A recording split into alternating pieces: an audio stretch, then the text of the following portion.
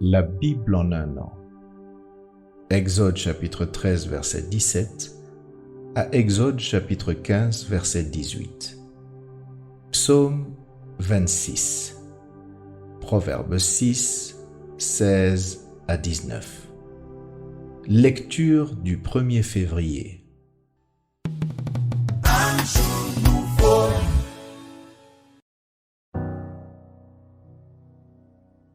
Matthieu chapitre 21, versets 23 à 46.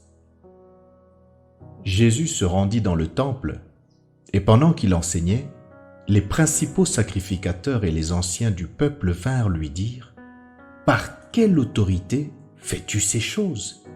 Et qui t'a donné cette autorité ?» Jésus leur répondit : « Je vous adresserai aussi une question, et si vous m'y répondez, je vous dirai par quelle autorité je fais ces choses. Le baptême de Jean, d'où venait-il ? Du ciel ou des hommes ? » Mais ils raisonnèrent ainsi entre eux. Si nous répondons du ciel, il nous dira : pourquoi donc n'avez-vous pas cru en lui ?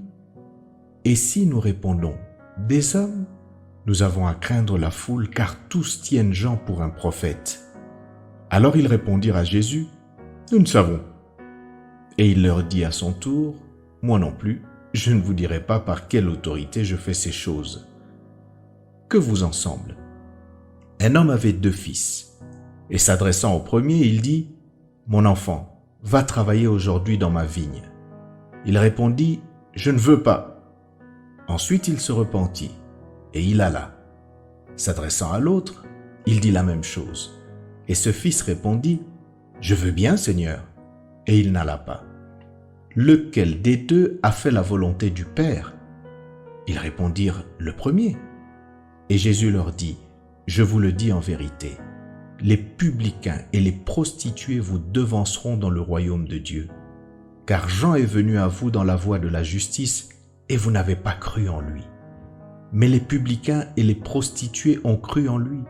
Et vous, qui avez vu cela, vous ne vous êtes pas ensuite repentis pour croire en lui. Écoutez une autre parabole. Il y avait un homme, maître de maison, qui planta une vigne. Il l'entoura d'une haie. Il creusa un pressoir et bâtit une tour. Puis, il la ferma à des vignerons et quitta le pays.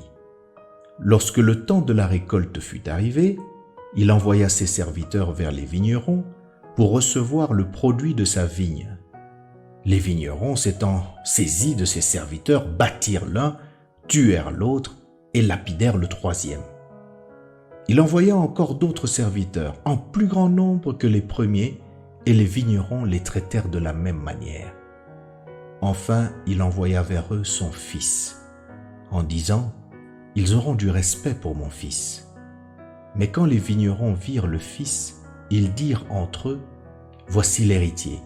Venez, tuons-le et emparons-nous de son héritage. » Et ils se saisirent de lui, le jetèrent hors de la vigne et le tuèrent. Maintenant, lorsque le maître de la vigne viendra, que fera-t-il à ces vignerons ? Ils lui répondirent : il fera périr misérablement ces misérables et il affermera la vigne à d'autres vignerons qui lui en donneront le produit au temps de la récolte. Jésus leur dit : n'avez-vous jamais lu dans les Écritures ? La pierre qu'ont rejetée ceux qui bâtissaient est devenue la principale de l'angle. C'est du Seigneur que cela est venu, et c'est un prodige à nos yeux. C'est pourquoi je vous le dis, le royaume de Dieu vous sera enlevé et sera donné à une nation qui en rendra les fruits. Celui qui tombera sur cette pierre s'y brisera, et celui sur qui elle tombera sera écrasé. » Après avoir entendu ces paraboles, les principaux sacrificateurs et les pharisiens comprirent que c'était d'eux que Jésus parlait, et ils cherchaient à se saisir de lui, mais ils craignaient la foule, parce qu'elle le tenait pour un prophète.